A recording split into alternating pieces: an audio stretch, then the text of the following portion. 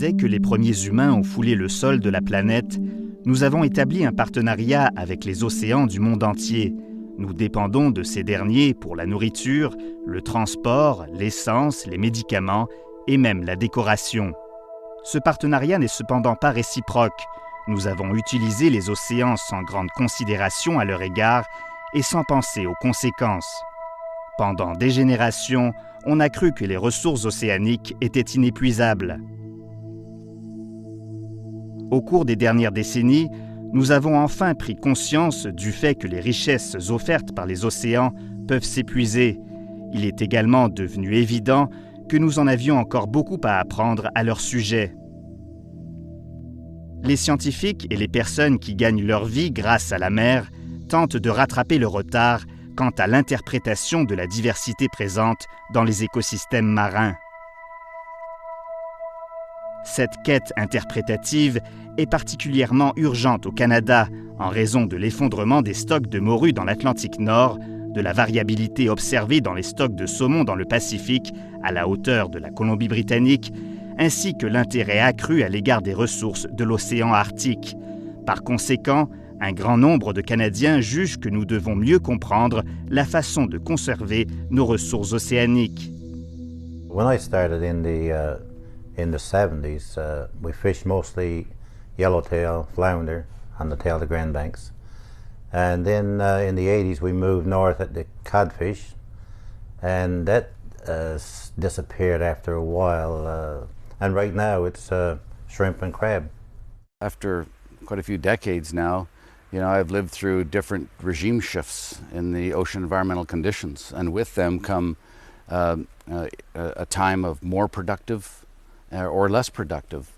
And you just see the behavior of the fish in those more productive and less productive times, and those swings are the biggest changes that you'll see as a fisherman by the end of your career. You'll look back and recognize those as the biggest changes. Une importante leçon que nous avons apprise est que toutes les ressources maritimes sont précieuses et jouent un rôle essentiel dans le maintien de la santé des océans. Nous devons faire de notre mieux pour minimiser la destruction inutile des formes de vie dans l'océan, que ce soit des plantes côtières, comme la zostère marine et les algues, ou encore des animaux, comme les oursins et les étoiles de mer.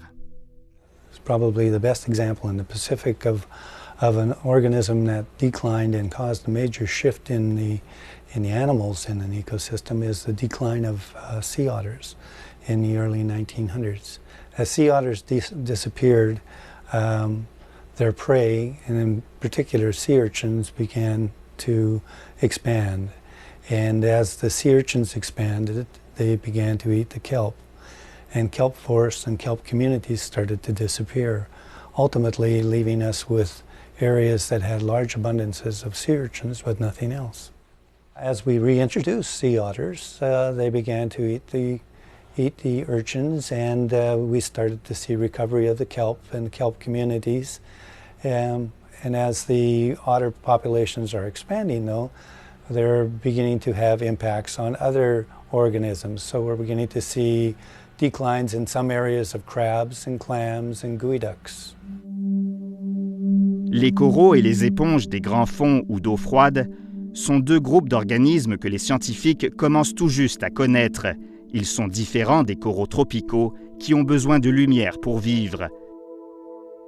On a longtemps pensé que les coraux et les éponges étaient des végétaux, mais il s'agit en fait d'animaux. Les coraux d'eau froide sont des créatures immobiles qui vivent isolées ou en colonies. On les trouve de la zone intertidale aux profondeurs des océans. Un grand nombre d'entre eux vivent à une distance allant jusqu'à 6 km sous la surface. Les coraux d'eau froide peuvent vivre sous les types de planchers océaniques, des surfaces rocheuses à celles couvertes de sable. Ils se nourrissent en mangeant de petits animaux et les matières qui dérivent dans l'eau. Les éponges peuvent vivre dans les mêmes profondeurs océaniques que les coraux et elles sont également des organismes filtreurs immobiles. Les éponges sont uniques parce qu'elles n'ont pas d'organes internes. La plupart des coraux et des éponges d'eau froide croissent lentement et vivent longtemps. Certains types de corail qui se trouvent dans les océans à l'heure actuelle ont commencé à grandir il y a des centaines d'années. Par contre, ils sont souvent fragiles. Il peut falloir des décennies, voire des siècles, avant qu'une colonie se remette d'une perturbation de son habitat. Dans le passé, on a fait très peu de recherches sur les coraux et les éponges des grands fonds. L'environnement dans lequel ils vivent est si hostile et difficile à atteindre que les étudier n'était pas une option viable. La majorité des preuves de leur existence provient des spécimens qui ont été remontés du fond par les engins de pêche en haute mer. We discovered corals and sponges years ago, quite by accident.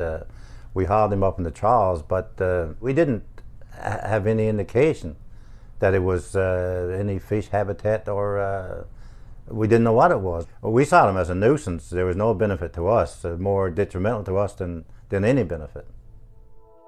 La recherche menée dans les zones au large des côtes du Canada n'est pas une aventure toujours facile.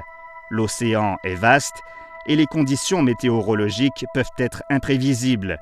L'eau est froide et profonde. Jusqu'à tout récemment, il y avait d'importants obstacles à la recherche sur les coraux et les éponges des grands fonds. Les développements technologiques ont permis aux chercheurs d'atteindre les recoins des océans et d'observer les coraux ainsi que les éponges dans leur habitat naturel. Bien que les connaissances scientifiques sur ces animaux soient relativement récentes, on a appris un grand nombre de faits à propos de ces créatures uniques. Some of the most recent discoveries we found regarding corals and sponges in the Newfoundland and Labrador region is how diverse they are and how widespread they are.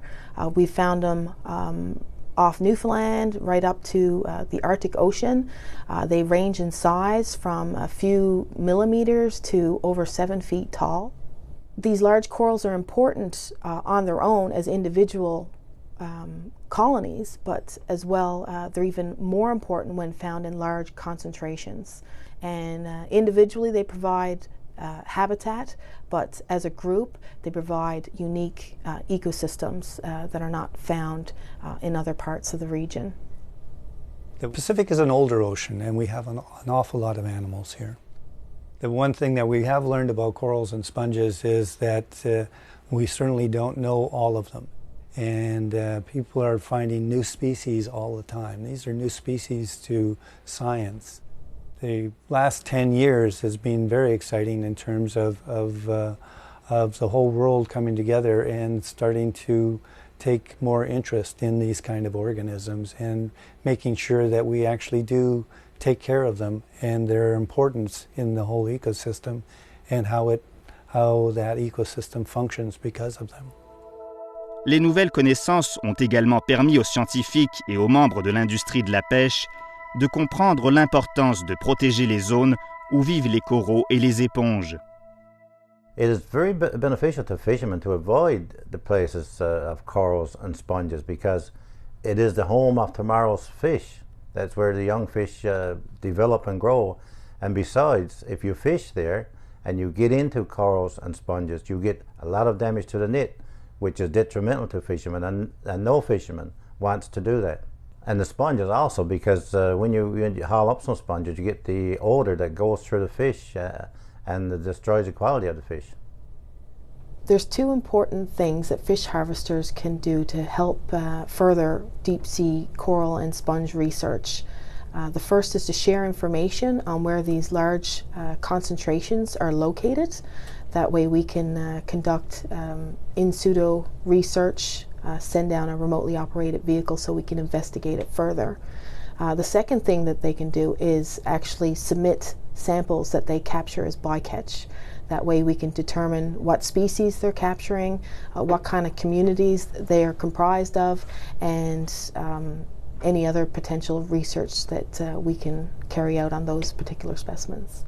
There's another important aspect which I've recognized in getting involved with science and from a fish harvester's point of view is that it's educating the harvesters on all of the components and the methodology and the process of developing good stock assessments for using that as an example, and helping fishermen, harvesters understand the interrelationships of all these things within the ecosystem that produce this result.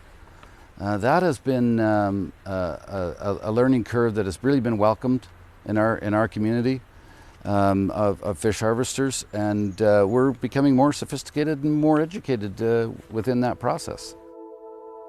Il est impossible, ou du moins non pratique, d'éliminer toutes les répercussions humaines sur l'habitat des coraux et des éponges au large de nos côtes. Par contre, certains chercheurs s'efforcent de modifier les engins de pêche, ce qui facilitera la tâche des pêcheurs en minimisant l'incidence négative de la pêche sur les coraux et les éponges. Here at the Fisheries and Marine Institute of Memorial University, we've been working on a number of different innovations in bottom trawl design and operations. Today's bottom trawls are much more sophisticated than they used to be several decades ago. There's a need for increasing fuel efficiency, increasing bycatch reduction, as well as the need to reduce seabed impacts on the seabed. Lightening and lifting bottom trawls off the seabed is simply what we need to do in the future. Damaging the seabed is not acceptable to today's seafood consumers, and the seafood industry here in Atlantic Canada is responding. The attitude of fishermen today has changed quite a bit from years ago. The fishermen are more conservative today. They look at the fishery in a different light, try to protect it more for the future than they did years ago. As fishermen, we have significant human and financial investment in the resource, in a healthy resource. So it's important to understand that our investments and our culture is entirely dependent on a healthy resource. So we feel that we are at the front line of protecting the resource. Au fil du temps et des développements technologiques, nous espérons en apprendre davantage sur les océans ainsi que les interactions entre les végétaux et les animaux qui y vivent. Le ministère des Pêches et des Océans est à l'œuvre, tant à l'échelle nationale qu'internationale, afin de déterminer les zones vulnérables et explore de nouvelles façons de les protéger, comme limiter les activités ayant des conséquences négatives, notamment la pêche, sur le plancher océanique des zones vulnérables. On espère que les nouvelles connaissances ainsi que la collaboration entre les intervenants permettront d'utiliser de façon durable les ressources océaniques et de les préserver pour les générations futures.